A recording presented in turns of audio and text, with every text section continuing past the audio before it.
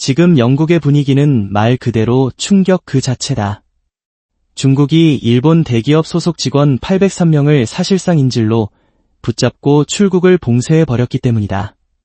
일본 정부는 거의 두 손을 든 상태였는데 한국이 갑자기 판에 뛰어들어 단 5일 만에 803명 전원을 안전하게 빼냈다. 지난 20년 동안 일본은 안전한 피난처, 한국은 변두리라는 인식에 익숙해져 있던 영국 금융권에게 이 사건은 오랫동안 쌓아올린 신념체계를 한순간에 무너뜨린 충격이었다. 더 놀라운 점은 따로 있다.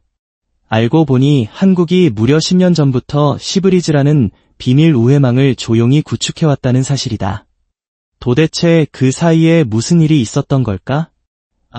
끝까지 다 듣기 전에 구독 한번 눌러주시고 대한민국은 구세주다 라고 댓글도 남겨보세요.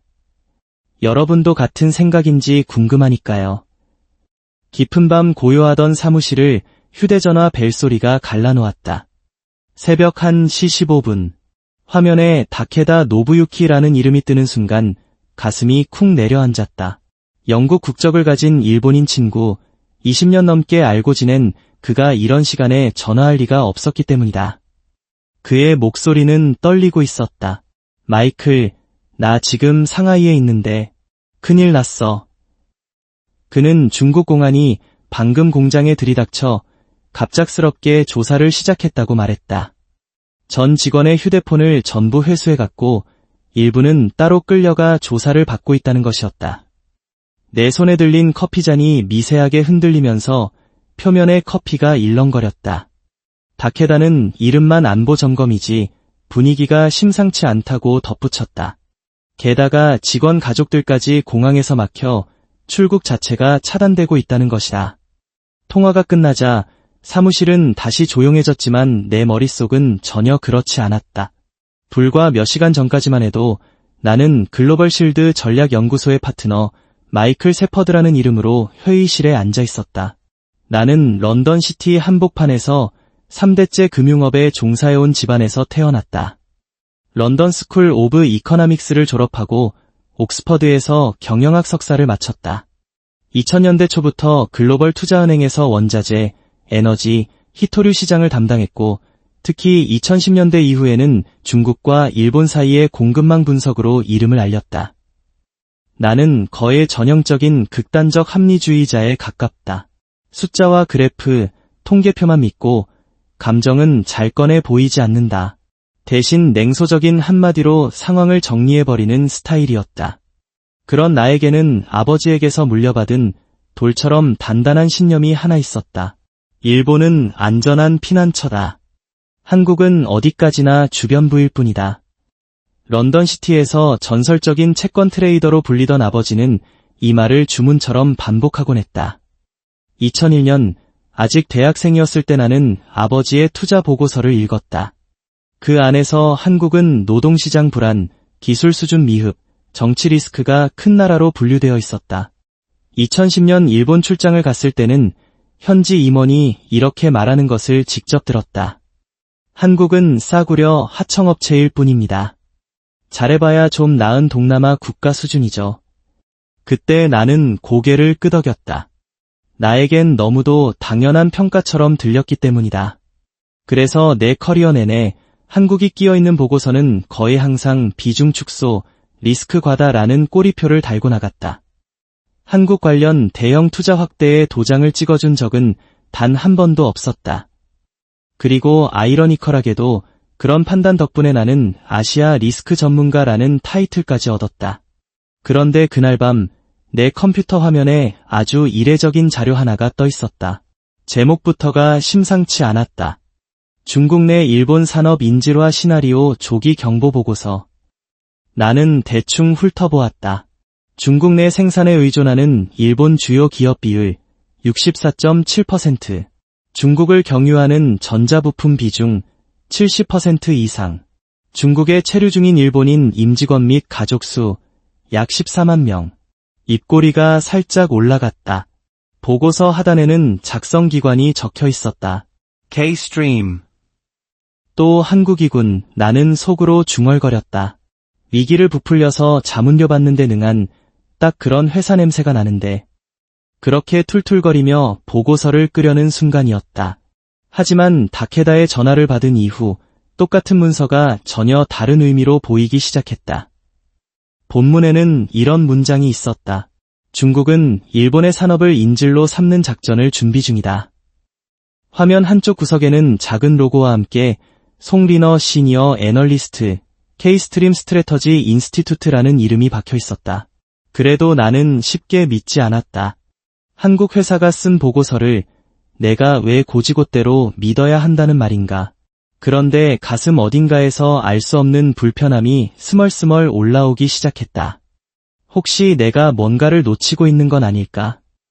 20년 동안 믿어온 내 분석이 틀렸을 수도 있다는 가능성이 조용히 머릿속 한 구석을 차지하기 시작했다. 며칠 뒤 상황은 또 한 번 급변했다. 중국 정부가 일본 기업 6곳을 대상으로 안보와 환경조사를 동시에 시작한다고 공식 발표한 것이다. 베이징 주재 일본 대사관은 상황을 예의주시하고 있다는 말뿐인 모호한 입장만 내놓았다. 나는 새로운 데이터들을 전부 분석 모델에 밀어넣었다. 모델은 3가지 시나리오를 내놓았다. 1번 시나리오는 단기 조사였다. 2주 안에 마무리되는 경우로 이때는 시장에 미치는 충격이 미미하다고 나왔다. 2번 시나리오는 일부 기업만을 겨냥한 제재였다. 이 경우 일본 GDP가 약 1.2% 감소한다는 결과였다. 하지만 3번 시나리오를 보는 순간 등줄기가 서늘해졌다. 광범위한 인질화와 수출 통제가 동시에 진행될 경우 일본의 GDP가 5.7% 감소하고 전 세계 자동차 생산 라인의 43%가 멈춰설 수 있다는 예측이 나온 것이다. 전자부품 글로벌 공급망에서 일본의 점유율은 28%에서 17%까지 추락한다는 결과도 함께였다. 그 순간 손에서 커피잔이 미끄러져 바닥에 떨어졌고 산산이 부서지는 소리가 울렸다. 설마 그 정도까지 할까 하는 의문과 정말 그렇게 되면 어쩌지? 라는 두려움이 동시에 밀려왔다. 내가 그동안 썼던 수많은 보고서들이 필름처럼 머릿속을 스쳐 지나갔다. 수년 동안 나는 늘 이렇게 적어왔다. 일본은 안정적이다. 한국은 불안정하다.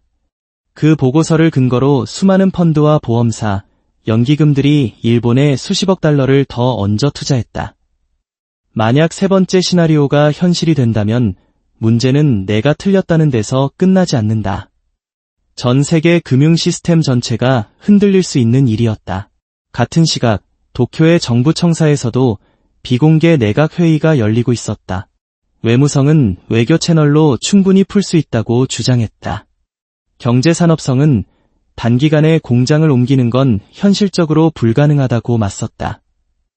재무성은 위기를 과장해 떠들면 금융시장이 먼저 무너질 수 있다며 신중론을 펼쳤다. 그러는 동안 책임은 서로 떠넘기기에 바빴다. 한편 상하이와 광저우 등 주요 도시에서는 수천 명의 일본인 직원들에게 출국 심사 강화 통보가 내려졌다. 사실상 부드러운 출국 금지 조치였다. 나는 서랍 깊숙이 넣어두었던 예전 보고서들을 하나둘 꺼내 보기 시작했다. 2015년 아시아 투자 전망 보고서에서 나는 일본 제조업의 안정성과 높은 예측 가능성에 대해 5페이지에 걸쳐 칭찬을 늘어놓았다. 2018년 글로벌 공급망 분석 보고서에서는 한국의 정치적 변동성과 노사 갈등을 핵심 리스크로 규정했다. 2020년 코로나19 이후 보고서에서도 일본의 체계적인 위기 대응 능력을 높게 평가했다. 그 모든 문서에서 한국은 일관되게 불안정하고 예측 불가능한 파트너로 일본은 안전한 투자처로 분류되어 있었다. 하지만 지금 현실은 정반대로 흐르고 있었다. 책상 위에 가족 사진이 눈에 들어왔다. 정장을 차려입은 세퍼드 가문의 3대가 나란히 서 있고 아버지의 눈빛에는 특유의 자부심이 담겨 있었다. 아버지의 말이 다시 떠올랐다. 숫자는 거짓말하지 않는다. 하지만 숫자를 해석하는 사람은 거짓말할 수 있다. 나는 항상 내가 숫자를 제대로 읽어왔다고 믿어왔다. 하지만 과연 그랬을까? 휴대전화가 떨렸다. 다케다에게서 온 메시지였다. 상황이 더 나빠졌어. 전 직원의 여권까지 모두 압수당했어. 중국 당국은 이번 안보조사가 언제 끝날지도 말해주지 않는다. 손이 떨리기 시작했다. 화면에 떠있는 세 번째 시나리오의 숫자들은 더 이상 가설이 아니라 눈앞에 다가온 현실처럼 느껴졌다. GDP mínusz 5,7%. 글로벌 자동차 생산 라인 43% 중단. 전자부품 점유율 28%, 17%. 숫자들이 눈앞에서 춤을 추는 사이 내 머릿속에는 자꾸만 K스트림이라는 이름이 맴돌았다. 그리고 자연스럽게 그 보고서에 이름을 올린 분석가 송리나가 어떤 사람인지 궁금해지기 시작했다. 도대체 어떻게 이런 상황을 미리 예측할 수 있었던 걸까? 나는 한때 비웃었던 그 보고서를 다시 펼쳤다. 중국은 일본을 겨냥한 산업인질 작전을 준비 중이다. 라는 문장이 다시 눈에 들어왔다. 이번에는 그 문장이 허풍이 아니라 진지한 경고였다는 생각이 들기 시작했다. 하지만 그 사실을 인정한다는 건 내가 20년 동안 쌓아올린 신념이 틀렸을 수도 있다는 뜻이다. 그 사실이 너무 두려워 선뜻 받아들이기가 쉽지 않았다. 본사 이사회는 상황을 중대위기로 규정하고 아시아 특임 분석팀 구성을 지시했다. 당연히 내가 팀장으로 지명되었다. 프로젝트의 내부 코드명은 프로젝트 앵커였다. 목표는 단순했다.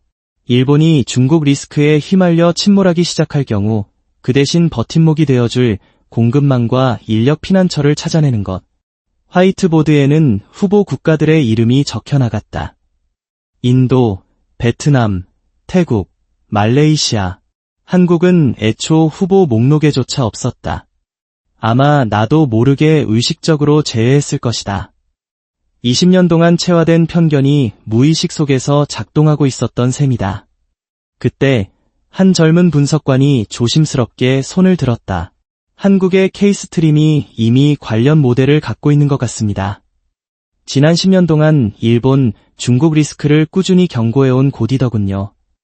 나는 곧바로 잘랐다. 그들은 위기를 과장해서 자문료를 버는 회사야. 우리는 객관적이어야 해. 하지만 이 선에서는 모든 가능성을 검토하라고 지시했고 결국 우리에게 송리나와의 화상회의를 잡으라고 압박해왔다. 화상회의 날 나는 일부러 5분 늦게 접속했다. 기선 제압을 빼앗기기 싫었기 때문이다. 화면에는 서울의 회의실이 비쳤다. 깔끔하게 정리된 공간, 밝은 조명. 그 뒤로 송리나가 들어왔다. 한국 억양이 분명한 영어였지만 발음은 또렷했고 단정한 정장 차림의 표정은 차분했다. 나는 인사치레도 거의 생략한 채 본론으로 들어갔다. K스트림의 최근 보고서는 일본, 중국 관계를 지나치게 위협적으로 묘사하고 있습니다. 특히 한국 기업에 유리한 방향으로 말이죠. 과장 아닙니까? 그녀는 잠시 나를 바라보더니 아무 말 없이 프레젠테이션을 띄웠다. 첫 번째 슬라이드는 지난 10년간 일본의 중국 내 설비 투자 증가율이었다. 그래프는 거의 직선에 가깝게 가파르게 치솟고 있었다. 둘째 그래프는 중국에 파견된 일본인 주재원과 그 가족수 증가 추세였다. 이 역시 꾸준히 상승 곡선을 그리고 있었다. 세 번째 그래프에서 내 시선이 멈췄다. 같은 기간 한국 기업들의 중국 의존도는 51%에서 24%로 줄어들고 있었다. 네 번째 슬라이드는 한국 기업들이 호주, 칠레, 인도네시아, 베트남, 그리고 여러 아프리카 국가들로 공급선을 분산해온 데이터였다. 마지막 장에는 굵은 글씨로 이런 문장이 적혀 있었다. 일본은 중국과 너무 가깝게 지낸 탓에 인질이 되었고 한국은 중국에게 너무 많이 맞은 탓에 대비를 했다. 나는 불편한 기색을 감추지 않았다. 자료는 인상적이네요. 하지만 그런 준비들이 실제 위기 상황에서 제대로 작동한다는 증거가 있습니까? 그러자 송리나는 슬라이드를 넘기며 말했다. 이름은 시브리즈입니다. 중국이 일본을 조일 때 한국을 중심으로 해상, 육상, 항공을 묶어 중국을 우회하는 공급망입니다. 일부는 이미 시험 운용 중입니다. 내 얼굴이 굳어졌다. 시브리즈라는 이름은 처음 듣는 것이었다. 그녀는 계속해서 설명했다. 과거 일본이 반도체 소재 수출을 제한했을 때 저희가 실무를 맡았습니다. 당시 한국 중견 부품사의 일본 의존도는 평균 92%였습니다. 18개월 안에 그 비율을 절반 이하로 낮췄죠. 그때까지도 나는 절반만 믿고 있었다. 한국이 과연 그 정도의 체계적인 준비를 해왔을까 하는 의심이 계속 머릿속을 맴돌았다. 마치 내 생각을 읽기라도 한 듯 그녀는 또 다른 자료를 보여주었다. 한국 정부와 중견 기업, 해외 파트너들 간에 이루어진 공급망 전략 협력 사례들, 10년 전부터 준비된 프로젝트들의 목록이었다. 저희는 10년 전부터 이런 상황을 염두에 두고 준비해왔습니다. 중국에 의존하지 않고도 일본이 필요로 하는 핵심 소재와 부품을 공급할 수 있는 체계를 말이죠. 그녀의 목소리에는 확신이 실려 있었다. 나는 처음으로 한국이 그동안 무엇을 해왔는지 진지하게 궁금해지기 시작했다. 내가 변두리 국가라고 치부해온 그 나라가 내가 모르는 사이에 이런 준비를 하고 있었던 걸까? 그럼에도 나는 쉽게 인정하지 못했다. 좀 더 구체적인 데이터를 봐야겠습니다. 말만 들어서는 제 판단을 바꾸기 어렵습니다. 내 말을 들은 송리나는 살짝 미소를 지으며 되물었다. 그렇다면 먼저 하나만 여쭤볼게요. 지금까지 마이클 씨는 한국을 어떻게 평가해 오셨나요? 순간 그동안의 기억들이 한꺼번에 떠올랐다. 2001년 대학생 때 읽었던 아버지의 보고서, 2010년 일본 출장에서 들었던 현지 임원의 말, 그리고 내가 써온 수많은 보고서 속 한국은 불안정하고 예측 불가능하다는 문장들. 반면 그녀가 보여준 숫자들은 전혀 다른 이야기를 하고 있었다. 10년간 설계된 시브리즈라는 우회 공급망, 중국 의존도를 절반으로 줄인 성과, 지금 벌어지고 있는 위기를 미리 경고해온 예측력, 평생 붙들고 살았던 신념이 흔들리기 시작했지만 나는 끝까지 버티고 있었다. 11월 중순 중국 공안은 일본인에 대한 출국 제한 대상을 비공식적으로 약 1만 8천 명 수준까지 넓혔다. 비자 연장을 거부하고 출국 심사를 대폭 강화하고 갑작스러운 세무조사를 벌이는 등 각종 수단이 동원되었다. 중국에 있는 일본 기업 내부에서는 어떻게든 가족부터 밖으로 내보내자는 움직임이 급속도로 확산되고 있었다. 그럼에도 일본 정부는 중국과의 관계 악화를 피해야 한다며 공식적인 움직임을 자제했다. 그때 첫 번째 비공식 구조 요청이 들어왔다. 상하이와 칭다오에 있는 일본 전자기업의 기술자 가족 24명을 우회 경로를 통해 탈출시키자는 계획이었다. 송리나와 그의 동료 우정환이 이들을 위한 시브리즈 시험 작전을 설계했다. 중국에서 합법적으로 출국해 제3국인 베트남을 경유한 뒤 한국행 항공편으로 환승하고 이후 일본으로 귀환하는 루트였다. 한국 국적항공사와 해운사, 보험사를 활용해 기술 교류셈이나 명목의 이동으로 위장하는 계획이었다. 작전 개시 48시간 전 우리는 모델을 돌려보았다. 성공 확률은 63%로 나왔다. 위험하긴 했지만 시도해볼 가치는 있다고 판단했다. 하지만 출발 6시간 전 예상치 못한 일이 벌어졌다. 상하이 공항에서 평소와 다름없던 출국 절차가 갑자기 중단된 것이다. 24명 전원이 공항 진입 단계에서 제지당했고 일부는 허위 목적 출국 시도 혐의로 따로 불려가 조사를 받았다. 중국 관영 매체는 즉시 보도를 내보냈다. 특정 외국 세력이 중국 내 일본인 기술자를 몰래 빼내려는 움직임을 포착했다. 이는 중국의 정당한 안보 조치일 뿐이다. 기사 어디에도 K스트림의 이름은 등장하지 않았지만 내부에 있던 사람들은 이미 정보가 새어나갔음을 직감했다. 나중에 들은 이야기로는 그 뉴스를 보던 송리나의 손이 휴대폰을 쥔 채로 떨리고 있었다고 한다. 우정환은 고개를 숙이고 보고했다. 우리가 누군가에게 노출됐습니다. 내부에 제보자가 있거나 어느 유럽 파트너 쪽에서 중국에 먼저 정보를 흘린 것 같습니다. 24명 중 4명만 간신히 빠져나갔고 14명은 구금, 6명은 조사대기 상태입니다. 그 순간 아주 오래전에 아버지가 했던 말이 되살아났다. 한국 같은 나라들은 자기 이익 때문에 위기를 과장하다가 결국 큰 사고를 치고 만다. 첫 작전의 실패는 마치 그 말을 증명해 주는 것처럼 느껴졌다. 나는 다시 흔들렸다. 역시 한국은 믿을 수 없는 나라야.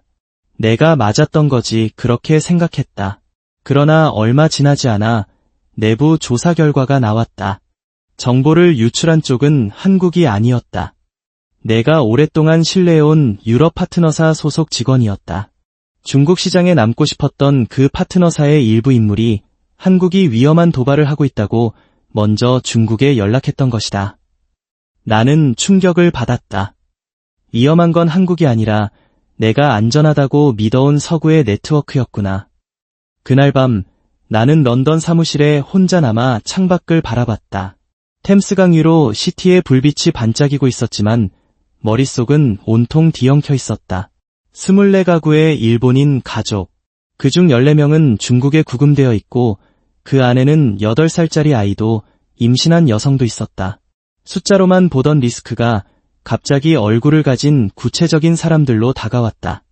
내가 써온 수많은 보고서 속 한국은 불안정하고 예측 불가능하다는 표현이 이제는 부메랑이 되어 나를 향해 날아오는 것 같았다.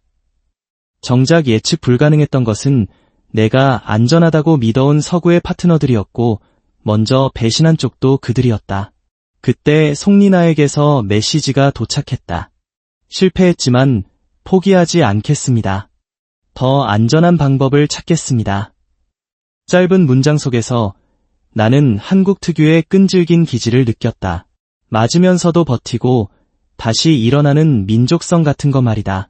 그날 밤 나는 처음으로 어쩌면 내가 틀렸을지도 모른다는 가능성을 진지하게 받아들이기 시작했다. 하지만 20년간 쌓아온 신념을 하루아침에 바꾸기는 쉽지 않았다. 아버지의 목소리가 계속 귓가에 맴돌고 있었다. 첫 구조작전 실패 이후 국제 언론과 금융시장은 한국이 일본을 도우려다 오히려 사태를 악화시켰다는 뉘앙스로 보도했다. 일본 내 일부 보수 언론도 한국의 개입이 중국을 자극했다는 식으로 슬쩍 화살을 돌렸다. K스트림 내부에서도 의견은 갈렸다. 이쯤에서 손 빼야 하는 거 아닌가? 우리가 왜 일본을 도우려고 욕까지 먹어야 하냐? 칼을 뽑았으면 피는 보기 마련이다. 그러나 송리나는 단호했다. 우리는 한국이 10년 동안 준비해온 걸 이번에 증명해야 합니다. 실패했다고 도망치면 또다시 한국은 말만 많다는 소리만 듣게 될 겁니다. 그때 우정환이 낡은 노트 한 권을 꺼냈다. 10년 전 인도네시아와 호주 광산에서 일할 때 직접 그려두었던 비공식 물류 루트 지도였다. 중국을 거치지 않고도 동남아와 호주에서 한국으로 화물을 그리고 사람을 옮길 수 있는 소규모 항구와 공항 목록, 군, 민 겸용이 가능한 곳, 예전에 한국 조선소와 협력했던 선사 정보까지 빼곡히 적혀 있었다. 우정환이 말했다. 우리가 첫 번째 작전에서 실수한 건 너무 예쁘고 깔끔한 길만 골랐다는 겁니다. 중국이 제일 먼저 들여다볼 길로 간 거죠. 이번엔 더 낡고 더 지저분하고 더 눈에 잘 띄지 않는 길을 씁시다. 송리나는 시브리즈 2단계 작전 설계를 시작했다.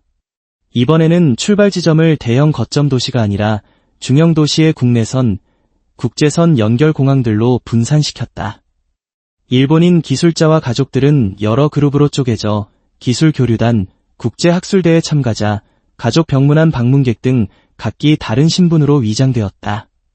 한국에 도착해서도 바로 일본으로 보내지 않고 1-2주 동안 한국 지방산업단지 견학 프로그램에 참여하는 것처럼 머무르게 하는 시나리오였다.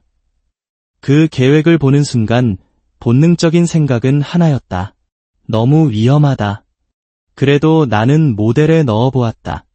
첫 작전의 성공 확률이 63%였다면 분산과 위장, 시간차를 적용한 두 번째 작전은 78%까지 올라갔다. 나는 혼잣말로 중얼거렸다. 숫자만 놓고 보면 해야 하는 게 맞다.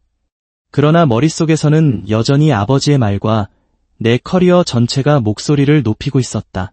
그때 송리나가 단도직입적으로 물었다. 마이클 씨, 아직도 한국이 위기만 부풀리는 나라라고 생각하십니까? 아니면 맞으면서도 준비해온 나라라고 보십니까? 나는 한참을 침묵하다가 드디어 속마음을 꺼냈다. 어릴 때부터 일본은 믿을 수 있고 한국은 변두리라는 말을 들으며 자랐습니다. 그리고 평생 숫자를 가지고 그걸 증명해온 사람이죠. 그런데 지금은 숫자들이 저를 배신하고 있어요.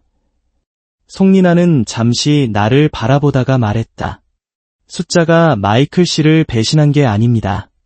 숫자를 제대로 보지 못한 거죠. 한국은 지난 10년 동안 중국에게 많이 맞으면서도 꿋꿋이 준비해왔습니다. 그 준비가 지금 드러나고 있을 뿐이에요. 우정환도 화면 앞으로 다가오며 거친 목소리로 덧붙였다. 마이클 씨, 이번에는 현장에서 몸으로 버틴 사람 말을 한번 믿어보시죠. 숫자로는 보이지 않는 게 있거든요. 한국 사람들이 얼마나 질기게 버텨왔는지 말입니다. 그 순간 나는 아주 이상한 감정을 느꼈다. 부끄러움인지 경외심인지 모를 감정이었다. 20년 동안 무시해온 나라가 이렇게 체계적으로 준비해왔다는 사실이 충격적으로 다가왔다. 그러면서도 나는 끝까지 조심스러웠다. 그래도 803명이라는 숫자는 너무 큽니다. 위험이 기하급수적으로 커지지 않을까요? 송리나는 미소를 지었다. 숫자가 크기 때문에 오히려 더 안전해질 때도 있습니다. 나무를 숲속에 숨기는 것처럼요. 결국 나는 시장 논리보다 사람을 살려야 한다는 직감 쪽으로 기울었다. 중국에 갇혀있는 803명의 일본인 기술자와 가족들은 더 이상 숫자가 아니라 각자의 삶을 가진 존재들이었으니까. 나는 천천히 말했다. 알겠습니다. 진행하죠. 대신 모든 상황을 실시간으로 공유해주세요. 그 말을 듣는 순간 송리나와 우정환의 얼굴에는 안도감이 스쳐 지나갔다. 이제 진짜 작전이 시작되는 순간이었다. 11월 마지막 주 시브리즈 2단계 작전이 조용히 가동되었다. 대상은 일본인 기술자와 가족 803명. 한 번에 몰아서 빼내는 대신 5일에 걸쳐 7개 출발지와 12개 항공 해운 루트로 나누는 계획이었다. 상하이에서는 유럽행 항공편을 이용해 베트남으로 간 뒤 그곳에서 인천행 비행기로 갈아타는 루트를 택했다. 텐진에서는 일부 가족이 한국행 화물선에 승선해 부산항으로 들어왔다. 이들은 선박 서류상 기술 자문으로 표기되었다. 광저우에서는 한국 대기업과 동남아 파트너사가 공동 주최하는 산업박람회 참가단으로 이장의 인천으로 향했다. 칭다오에서는 유료 관광단 명목으로 한국 병원의 건강검진 프로그램을 이용하는 것처럼 꾸며 출국했다. 한국에서는 우정환이 부산, 인천, 광양, 평택 등 주요 항만의 팀을 분산 배치해 선박이 도착할 때마다 화물보다 사람부터 확인하고 미리 합의된 출입국 심사 프로토콜을 하나씩 실행했다. 위장 프로그램용 버스와 안내 인력, 숙소까지 이미 준비가 끝난 상태였다. 나는 런던 본사의 상황실에서 위성사진, 선박 항로 추적 시스템, 항공 레이더 화면을 보며 한시도 눈을 떼지 못했다. 전쟁이 아닌데도 마치 전시 상황실 한가운데 있는 것 같은 심정이었다. 이건 총칼이 오가는 전쟁이 아니라 산업 전쟁이구나, 그런 생각이 들었다. 첫째 날 상하이에서 출발한 72명이 베트남을 거쳐 인천공항에 도착했다. 기술 교류 세미나 참석자라는 신분으로 이장한 그들은 무사히 입국 심사를 통과했다. 둘째 날 텐진에서 출발한 45명이 화물선을 타고 부산항에 도착했다. 중국도 서서히 이상 기류를 감지했지만 이미 너무 많은 루트가 동시에 움직이고 있었다. 모든 경로를 한꺼번에 틀어막기에는 늦어 있었던 것이다. 일부 항공편에 대한 검문이 강화되었지만 한국 측과의 조율 덕분에 모두 정상적인 방문으로 처리될 수 있었다. 셋째 날 광저우에서 출발한 156명이 가장 큰 규모였다. 한국 대기업과 동남아 파트너사가 함께 주최하는 산업박람회 참가단으로 위장해 두 차례에 나누어 인천공항에 입국했다. 넷째 날에는 칭다오와 다롄에서 동시에 출발했다. 칭다오 팀은 의료 관광단으로, 다롄 팀은 러시아와 몽골을 경유하는 철도 노선을 일부 활용한 뒤 중간에서 항공편으로 갈아타는 복잡한 루트를 택했다. 가장 위험하지만 동시에 가장 예측하기 어려운 경로였다. 마지막 5째 날, 남은 인원들은 여러 그룹으로 흩어져 출국했다. 국제학술대회 참가자, 가족 방문, 비즈니스 미팅 등 평범한 출국 사유로 이장한 채였다. 작전 종료 시점, 한국의 공항과 항만에 도착한 인원은 정확히 803명이었다. 그중 약 60%는 일본 대기업의 핵심 기술자와 관리자였고 나머지는 그들의 가족들이었다. 인천공항 모니터 화면 한켠에는 서로 부둥켜 안고 울고 있는 일본인 가족들의 모습이 잡혔다. 어느 화면에는 8살짜리 아이가 끌고 있는 작은 캐리어가 보였다. 캐리어 위에는 한국 편의점에서 산 김치맛 과자 봉지가 붙어 있었다. 나는 그 장면을 보며 목이 꽉 메었다. 지금까지 내가 리스크라고 부르던 숫자들 뒤에 이런 얼굴들이 있었구나. 수십 년 동안 숫자만 믿고 살아온 내가 처음으로 숫자가 부끄럽게 느껴지는 순간이었다. 작전이 끝난 뒤 중국은 일부 항로와 항만에 대해 조사에 들어갔지만 핵심 인원 803명은 이미 중국 밖으로 완전히 빠져나간 뒤였다. 송리나에게서 최종 보고가 왔다. 작전 완료. 전원 한국에 안전 도착. 그 순간 나는 한국이라는 나라를 바라보는 내 인식이 완전히 바뀌어 버렸음을 깨달았다. 이제 한국은 더 이상 내 머릿속에서 변두리가 아니라 위기 상황에서 실제로 사람을 구해낼 수 있는 역량을 가진 나라였다. 803명 구조 소식은 처음에는 비공식적으로만 소문이 돌다가 결국 유럽과 미국 일부 언론의 보도를 통해 세상에 알려졌다. 한국이 주도한 비공식 작전으로 수백 명의 일본인 기술자가 중국을 빠져나갔다는 식의 기사들이었다. 일본 정부는 처음에 이를 부인했지만 구조된 가족들이 도쿄에서 기자회견을 열자 사실상 인정할 수밖에 없었다. 한국 분들이 아니었다면 지금도 우리는 중국에 갇혀 있었을 겁니다. 인천공항에서 우리는 울음을 터뜨렸습니다. 한국 경찰과 직원들이 끝까지 도와줬습니다. 감사의 말들이 이어졌다. 국제금융시장은 즉각 반응했다. 일주일 만에 일본 증시는 6.1% 하락했고 일본 기업 회사채 스프레드는 확대되었다. 반대로 한국 증시는 4.3% 상승했고 한국해운 조선 배터리 관련 주식은 연일 상한가 근처까지 치솟았다. 도쿄 총리 관저에서는 또 한 번 긴급 비공개 회의가 열렸다. 중국과의 정면 충돌을 피해야 한다는 파와 현실적으로 한국을 통해 우회 공급망과 인력 보호 체계를 구축해야 한다는 파가 강하게 부딪혔다. 이때 일본 대기업 9곳의 CEO들이 비공식 연명 서한을 보냈다. 한국을 통해 새로운 공급망과 인력 보호 체계를 구축하지 않으면 일본 기업들은 몇 년 안에 경쟁력을 잃게 될 것입니다. 결국 일본 정부는 외교적 표현을 최대한 애매하게 포장하면서도 한국과의 공급망 인력 보호 협력 채널을 새로 신설한다고 발표했다. 한편 서울에서는 실제로 이 작전을 수행한 사람들 송리나, 우정환, 그리고 몇몇 실무자들만 조용히 모여 축하 자리를 가졌다. 호화로운 호텔이 아니라 여의도 인근의 허름한 삼겹살집이었다. 연기가 자욱한 가운데 소주잔이 몇 번이고 채워졌다 비워졌다. 우정환이 소주를 한 모금 마시더니 웃으며 말했다. 10년 동안 욕먹어가며 준비한 게 오늘에서야 처음으로 티가 나네요. 송리나는 잔을 들어 올리며 답했다. 그래도 지금도 우리가 했다고 크게 말할 수는 없죠. 원래 진짜 일한 사람들은 조용한 법이니까요. 나도 서울에 와 있었다. 그 모든 과정을 지켜본 뒤 내가 예전에 썼던 보고서들을 떠올리자 얼굴이 화끈거렸다. 나는 한국을 늘 변두리라고 불렀는데 정작 위기 때 중심에 서 있는 건 한국이었군요. 삼겹살 굽는 연기 사이로 보이는 송리나와 우정환의 얼굴에는 자랑스러움보다는 안도의 기색이 더 컸다. 이제 시작이에요. 송리나가 말했다. 803명은 시작에 불과해요. 앞으로 더 많은 사람들이 우리의 도움이 필요할지도 몰라요. 우정환도 고개를 끄덕였다. 현장에서 직접 보니까 일본 기업들의 중국 의존도가 우리가 생각했던 것보다 훨씬 심각하더라고요. 그들의 대화를 들으면서 나는 내가 얼마나 무지했는지를 비로소 깨달았다. 20년 동안 나는 아시아를 숫자로만 봐왔다. 그러나 정작 아시아의 진짜 모습은 전혀 알지 못하고 있었다. 한국이 얼마나 체계적으로 준비해왔는지, 일본이 얼마나 위험한 상황에 몰려 있었는지 전혀 보지 못했던 것이다.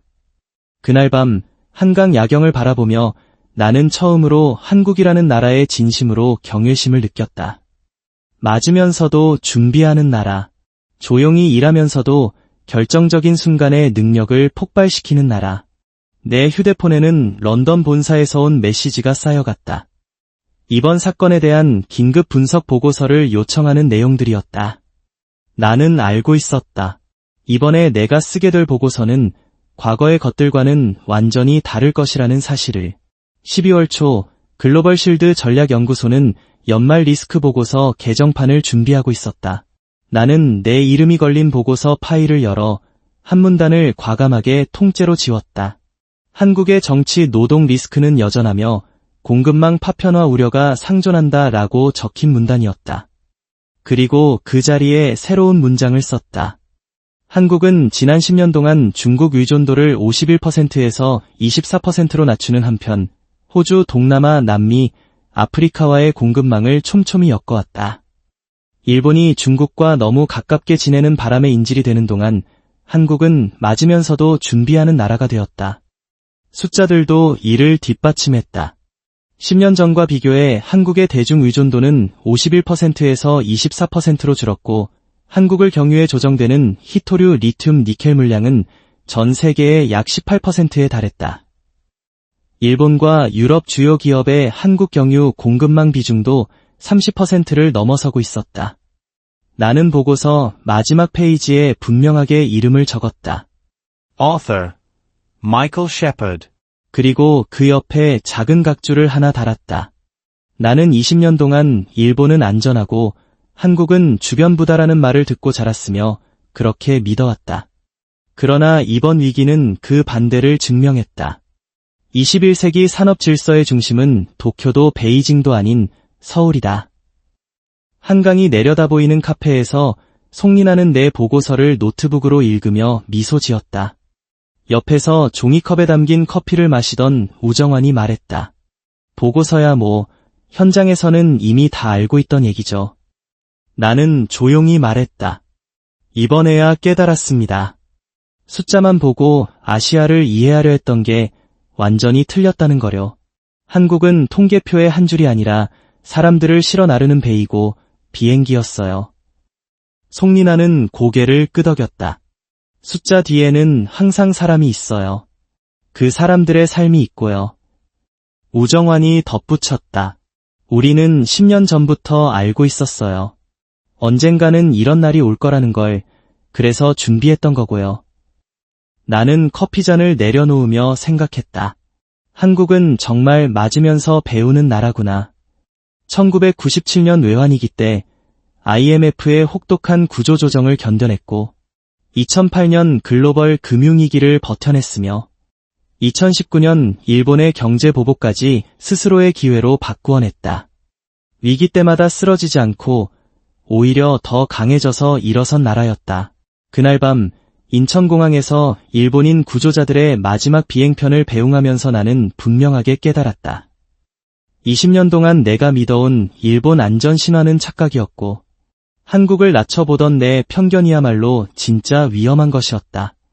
출국 게이트 앞에서 한 일본인 아버지가 8살 난 아들의 손을 잡고 서 있었다. 아이 손에는 공항에서 산 작은 태극기 하나가 들려 있었다. 아빠, 우리를 도와준 게 한국 사람들이지? 아이가 물었다. 아버지는 고개를 끄덕이며 말했다. 그래, 한국은 우리가 고마워해야 할 나라야. 바로 그 순간 20년 동안 내 안에 쌓여있던 편견이 한꺼번에 무너져 내리는 느낌을 받았다. 서울의 밤하늘 위에 자막처럼 문장이 하나 떠오른다면 아마 이렇게 적혀 있을 것이다. 한 나라가 위기를 대하는 방식은 숫자가 아니라 그 나라가 걸어온 상처의 깊이에서 나온다. 한국은 맞으면서도 준비해온 나라였다. 그리고 이제 나는 진정한 강함이 무엇인지 알게 되었다. 넘어지지 않는 것이 아니라 넘어져도 다시 일어서는 것. 803명을 구해낸 시브리즈 작전은 그런 한국의 진짜 얼굴을 전 세계에 보여준 역사적인 사건이었다. 오늘 이야기는 여기까지다. 길지 않은 이야기는 아니었지만 끝까지 들어주셔서 감사하다. 여러분은 이런 식의 긴 영상, 긴 이야기가 좋은지 아니면 더 짧고 간결한 편이 좋은지 댓글로 알려주시길 바란다. 시청해주셔서 감사합니다. 좋은 하루 보내세요.